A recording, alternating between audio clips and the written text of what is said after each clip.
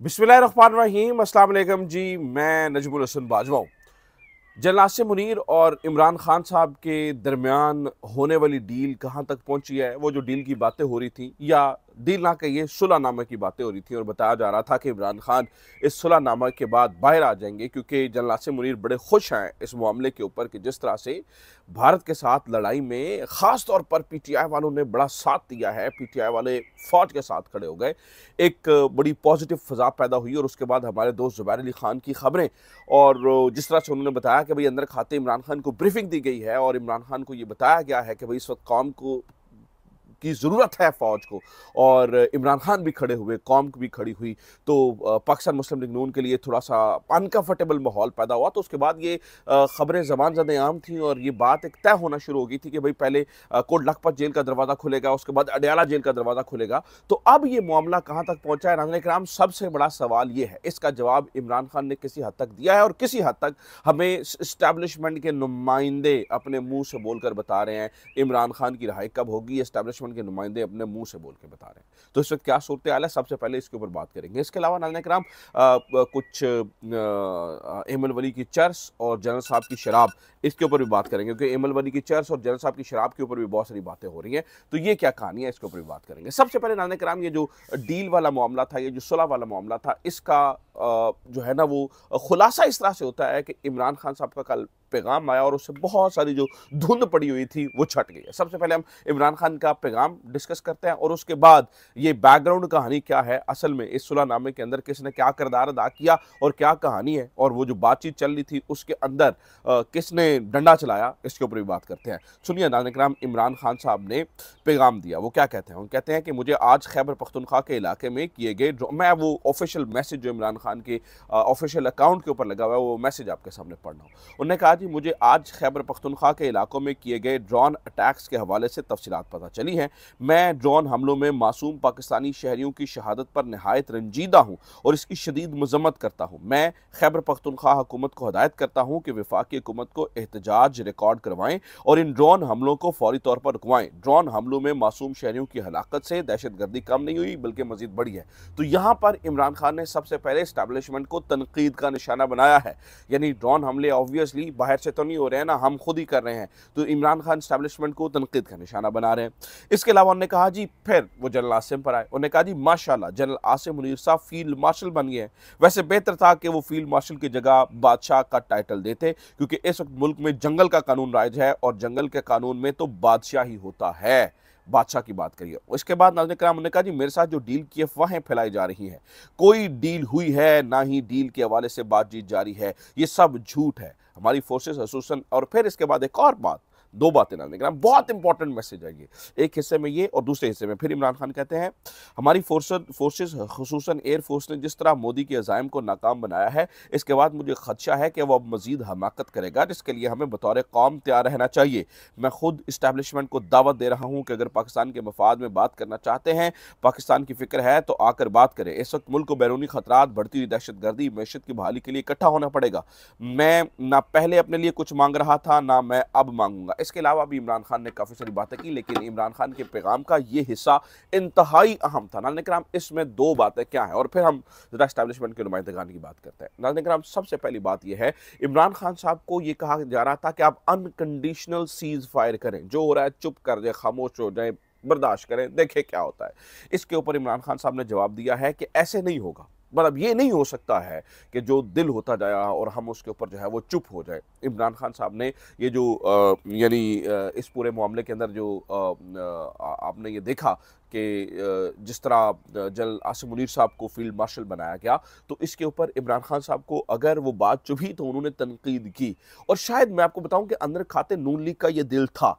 यानी दो काम हुए जिसकी वजह से नून लीग ने ये फौरी तौर पर काम किया। उन्होंने देखा कि इमरान खान से डील की बातें हो रही हैं, नंबर वन, और ये फैसल वेवड़ा जैसे लोग जो हैं वो नून लीग पर चढ़ाई कर रहे हैं। फौरी तौर पर नाज़रीन कराम, पता नहीं किस खाते में, किस खाने में ये सजेशन पड़ी थी कि जनरल आसिम मुनीर साहब को फील्ड मार्शल बनाया जाए। फौरी तौर पर उन्होंने चालाकी से काम करते हुए जनरल आसिम मुनीर को फील्ड मार्शल बनाया ताकि जो तोपें हैं, तोपों का रुख है वो इमरान खान की तरफ हो। इन्हें पता था 100% इमरान खान इसके ऊपर तनकीद करेंगे, इन्हें पता था इसके ऊपर पीटीआई बोलेगी। पीटीआई ने किसी हद तक सीज फायर किया, लेकिन इमरान खान साहब ने ये कहा कि भाई ऐसा नहीं हो सकता कि जो दिल होता जाए और हम उसके ऊपर चुप कर दें। हमें खामोशी, यानी कि बिल्कुल खामोश नहीं हमने रहना है।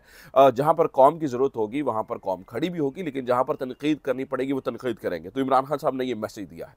अब नाज़रीन किराम, इसके बाद ये हुआ कि जो स्टैब्लिशमेंट के नुमाइंदगान है नाज़रीन किराम, उन्होंने बोलना शुरू कर दिया। उन्होंने जो है ना वो रोला डाला। उन्होंने दो बातें, अब फैसल वावडा जैसे लोग, फैसल वावडा ने तो खैर इस पे कहा है जी अगर बादशाह सलामत आए तो हाँ है बादशाह सलामत, कर लो जो करना है।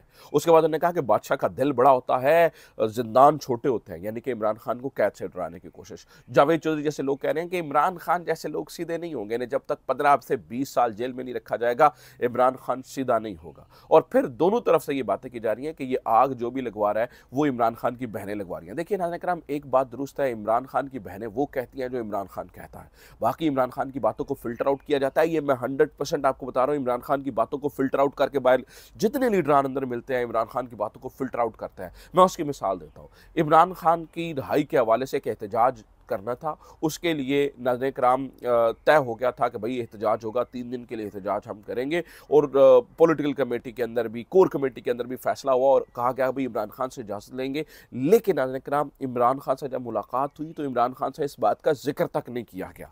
तो मैं तो तहरीक इंसाफ के तमाम रहनुमाओं को, इंक्लूडिंग बड़े से बड़े रहनुमाओं को, नाज़रीन किराम, मुझे लगता है कि अब अवाम ट्रस्ट नहीं करती है, अवाम ट्रस्ट करती है इमरान खान की बहनों पर। और इमरान खान की बहनों से ही इस्टेब्लिशमेंट के नुमाइंदगान को मसला है, क्योंकि वो बगैर फिल्टर आउट किए हुए वो जो बात होती है अंदर आके बाहर ला देते। तो इस वक्त अगर आप मुझसे पूछें कि भाई क्या जो बातचीत चल रही थी उसका क्या, नाज़रीन किराम, बातचीत जो चल रही थी वो बहुत पॉजिटिव तरीके से आगे बढ़ रही थी, लेकिन अब उसको धचका जरूर लगा है।